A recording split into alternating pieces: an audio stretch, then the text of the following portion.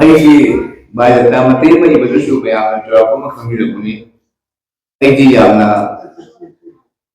ꯍꯛꯆꯥꯡꯒꯤ ꯐꯤꯕꯝꯁꯤꯅ ꯐꯠꯇꯕꯅ ꯀꯩꯅꯣꯝꯃ ꯑꯩꯒꯤ ꯏꯗꯨꯀꯦꯁꯟꯒꯤ ꯀꯩꯅꯣꯁꯤꯗ ꯑꯩ ꯆꯪꯍꯟꯕ ꯉꯝꯈꯤꯗꯦ ꯑꯗꯨꯕꯨ ꯁꯥꯍꯤꯇ꯭ꯌ ꯑꯃꯁꯨꯡ ꯁꯃꯥꯖꯕꯨꯗꯤ ꯑꯩ ꯃꯇꯝ ꯈꯨꯗꯤꯡꯗ ꯑꯩꯅ ꯊꯋꯥꯏ ꯍꯛꯆꯥꯡ ꯌꯥꯎꯅ ꯌꯥꯝ ꯅꯨꯡꯁꯤꯅ ꯆꯥꯟꯅ ꯄꯨꯟꯁꯤꯗꯁꯨ ꯍꯦꯟꯅ ꯆꯥꯎꯅ ꯂꯧꯖꯩ ꯃꯤꯑꯣꯏꯕ ꯑꯩꯅ ꯈꯜꯂꯤ ꯃꯤꯑꯣꯏꯕꯗꯤ ꯕ꯭ꯔꯍ꯭ꯃꯥꯅ ꯄꯣꯛꯂꯝꯗ꯭ꯔꯕ ꯃꯤꯑꯣꯏ ꯃꯄꯣꯛꯅꯤ ꯑꯩꯈꯣꯏꯅ ꯃꯤꯑꯣꯏ ꯃꯄꯣꯛ ꯐꯪꯖꯔꯒ ꯁꯥ ꯎꯆꯦꯛ ꯇꯧꯅ ꯃꯁꯥꯒꯤ ꯃꯔꯅꯥꯏꯗ ꯌꯦꯡꯉꯒ ꯍꯤꯡꯕꯗꯨ ꯑꯩ ꯄꯥꯝꯗꯦ ꯑꯩꯈꯣꯏꯅ ꯂꯥꯛꯑꯒꯗꯤ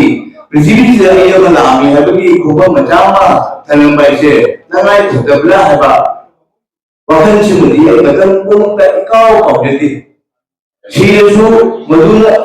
ꯃꯁꯤꯒꯤ ꯋꯥꯈꯜ ꯑꯁꯤꯒ ꯂꯣꯏꯅꯅ ꯁꯤꯕꯗꯨꯅ ꯍꯦꯟꯅ ꯑꯩꯉꯣꯟꯗ ꯑꯄꯦꯟꯕ ꯑꯣꯏ ꯑꯗꯨꯅ ꯑꯩꯅ ꯃꯌꯥꯝꯗ ꯉꯁꯤꯁꯨ ꯑꯩꯒꯤ ꯀꯩꯅꯣꯗ ꯄꯨꯟꯁꯤꯂꯣꯛꯇ ꯑꯩꯅ ꯈꯤꯇꯪ आर्ट एंड कल्चर की नुपी मचा लुहोंद्रीबी सिंगी दमुक्ता नुपा मचा नुपी मचा सिंगी चलो रासिंगी दमुक्ता आई मना मुसु थोराम तो दे अदु मसे सेंफमोदा हंदकी मथंगी लागतो चाहिए सिदा पीपी लबई तोता चलो कोडी नुपी प्रेसिडेंट दा चाहिए अनिनी मतुंगा लुपा लिसिंग मंगा मंगातंग पीपी वाइना मत लुपा लिसिंग मंगा अमदि हाबियोना सिनेजरे अदो मथन मथन चाहिए मोगी ममांग मंगा मंगा सिनेजके अदो हदसु आइदि रजिस्ट्रेशन तवनबा चलो ला कोडी रुपी प्रेसिडेंट दा मेंबर दा दैना बागा हाइदि मसुल दिनो तोबिरो यारगे दिना तते ये मदुगी पीको जो प्राइस तो केंदा ममनी लेत्रगति मदुसु मुदा ट्रेन दबो ओरे पया हाइबसिगी वाबलो से थमगा अइना लुपा लिसिंग मंगा तंग खाने खाने में पिजबने मसे चाहिए ओंगी ममांग चाहिए अमोंगी ममांग दा मंगा मंगा तो नहीं हागा पिजगनी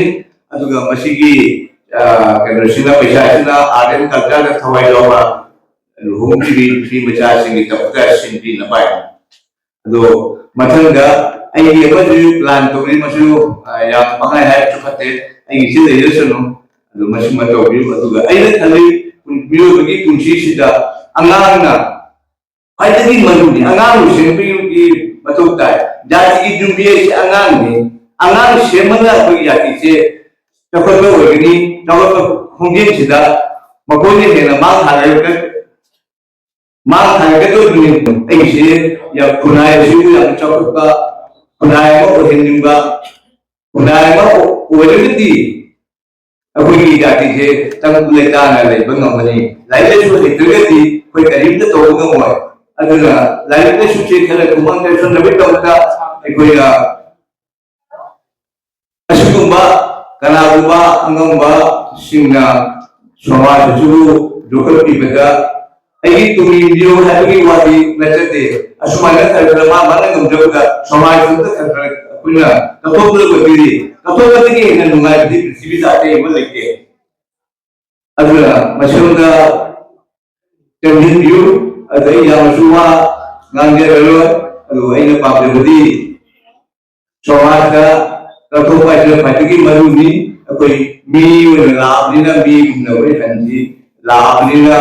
पृथ्वी को ओवर ग्रह सिदा कोई लामिया बगी होंगल मजा मचा मचा मोंतन चौकी पीपल के पीपल की मसीमा कुल मुक्ता अइना थमनिनी असिगी रुनगाई की असिगी मते किमदे जुम कोथाय रेसु